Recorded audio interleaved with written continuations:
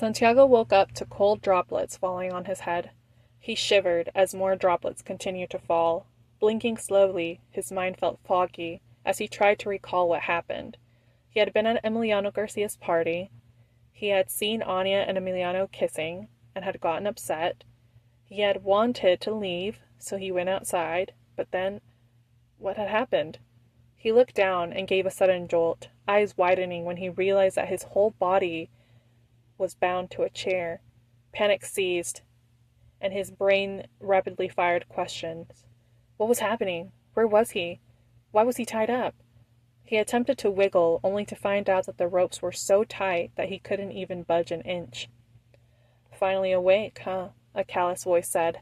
Santiago looked up and met the dark eyes of a blond man standing over him, peering down as if Santiago were nothing more than an ant ready to be stomped on. Santiago recognized that face. It was a face he would never forget for the rest of his life. Andres, he whispered. Ah, you remember me? What an honor, the man smiled lightly, making Santiago uneasy. What? Santiago struggled to get the words out. He swallowed, realizing his throat was incredibly dry. He tried again. What do you want from me? Now that, Andres said with a smile as sly as a snake, is an interesting question. You see, he approached Santiago until he was towering over him. Someone hired me to look into some rumors, and those rumors, Andres extended a hand toward Santiago, making him flinch, led me right to your family. Andres grasped Santiago's chin roughly, and Santiago winced despite himself. I'm curious, Andres continued, his hand still gripping Santiago's chin tightly as he bent down, so that their faces were only inches apart. Santiago noticed Andres' eyes. His irises were the color of citron, but how could that be? Did your family know they had opened their doors to a runaway princess? Questions raced through Santiago's mind, but his chin remained trapped in the man's icy grip, preventing him from articulating any of them. Well, you must have known, Andres continued, unfazed by Santiago's silence. There's no way your family didn't know who they were letting into their home. That they... He released Santiago's chin, but his claw-like pinky lingered, gently caressing the side of Santiago's face. Santiago shivered, a reaction that seemed to please Andres. Let a vampire in.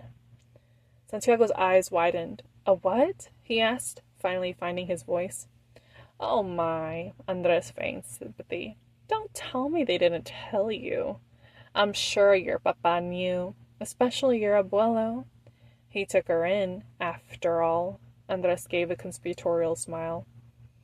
Santiago shook his head away from Andres. You're lying, he whispered, his voice barely audible. They wouldn't lie to me. Vampires don't exist. Anya's words crossed his mind. I've been lying to you. Uh-oh, Andres said, digging his nails into Santiago's cheek. Looks like I've upset you. He grinned cruelly. Santiago felt the burn of the man's claw on his cheeks. Tears began to brim in his eyes. He rapidly blinked them away and continued to glare at Andres. I don't believe you. What do you want? He asked, surprised at the strength of his own voice. Andres gave him a bored look. From you? Nothing. You're only a means to an end. He leaned in to whisper into Santiago's ear. I want Adriana Moldovan, the last surviving heir of Luca Moldovan. Adriana? Santiago pondered the name, when Anya's words flashed in his mind. Adriana was my older sister. She was the successor, which is why she was called a princess, but she died a long time ago. I just happened to have the misfortune of looking like her. He looked up into Andres' face. The man who had kidnapped him was not only delusional, believing the existence of vampires, but he was also after the wrong person. Santiago wondered what would happen if he told Andres the truth, that the person he was searching for was dead. Would Andres let him go? Santiago doubted it, but he heard himself asking, are you sure? What? Andres snapped, his eyes flashing dangerously. Santiago summoned his courage. Are you sure you have the right person? He asked again, but as soon as the words left his lips, he felt instant regret. Andres's icy hands came across his neck, and he suddenly couldn't breathe. What did you just say? Andres' citrine eyes widened, growing dangerous. Santiago panicked, trying to writhe in his chair, but he couldn't move, and he couldn't breathe. Was this how he was going to die? Calm down, Andres, another voice spoke up from the shadows. They had a southern accent. If you kill him before she comes, she has no reason to stay. You really want to kill the bait before we catch her? At that warning, Andres let Santiago go. Santiago took a huge gulp of breath, making him cough. Tears in his eyes had formed from the strain. You're right, Andres said, straightening up and running a hand through his black hair. I got a little carried away. He's just a goddamn kid. He doesn't know what the heck he's saying, a voice interjected. I got the point, Hunter, Andres responded, annoyed. I'm just saying, you dragged me and my brother out here with no proof of your claim. You almost killed the bait. This just better not be some bullshit you've been spouting. As I've told you before, Andres said through clenched teeth, it's not a lie. You'll see when she gets here. She is everything I said. Santiago looked up to see who Andres had been speaking with, and noticed two men leaning against the wall. The man had spoken was the shorter one, while the taller one remained silent. Both wore cowboy hats, making it difficult to see their faces. That's all we're here for, the shorter one said. A raindrop fell on Andres' head. He looked up at the roof, which had holes everywhere, and grunted in annoyance. He didn't like getting wet. Let's go inside. We'll monitor the cameras and send one of the humans in here to stay with him. Santiago watched his three captors leave. In their place, a man wearing a black ski mask came to guard over Santiago, giving him a harsh glare as he took his position. A fresh wave of nerves churned inside Santiago. He felt a sense of relief that his three captors had left the room and could no longer hurt him, but the waiting was agonizing. How long would he have to wait? Did he even know where he was? Did anyone know where he was?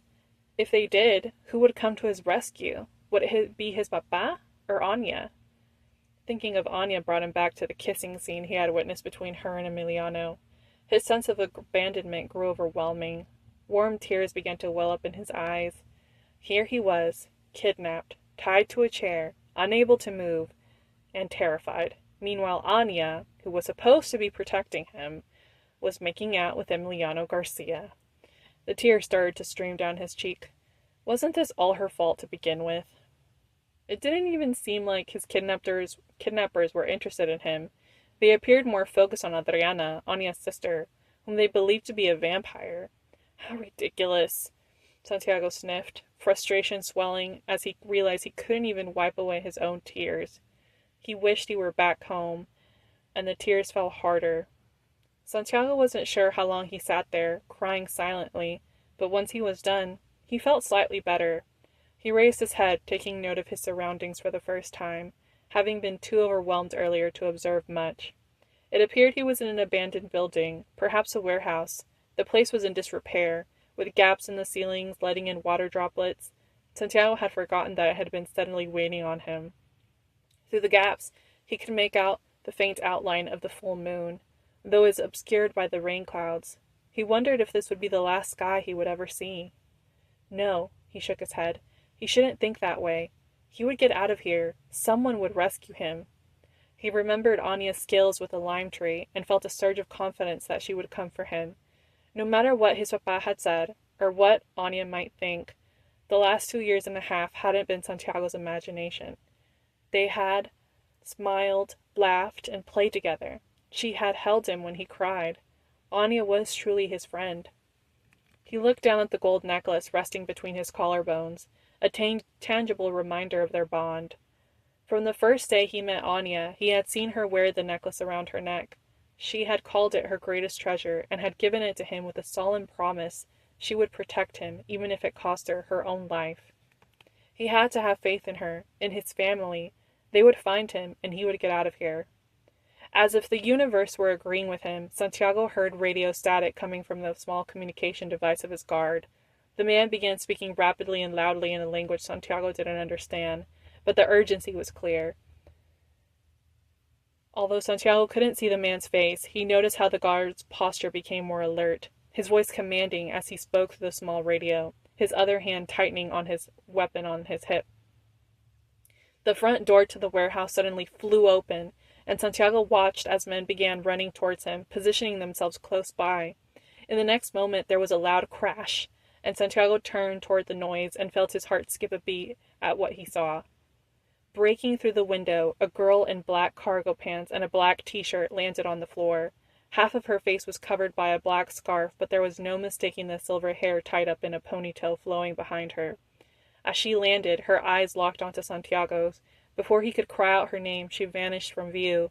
Santiago barely had time to wonder where she had gone before he felt the ropes binding him being swiftly cut away. Anya!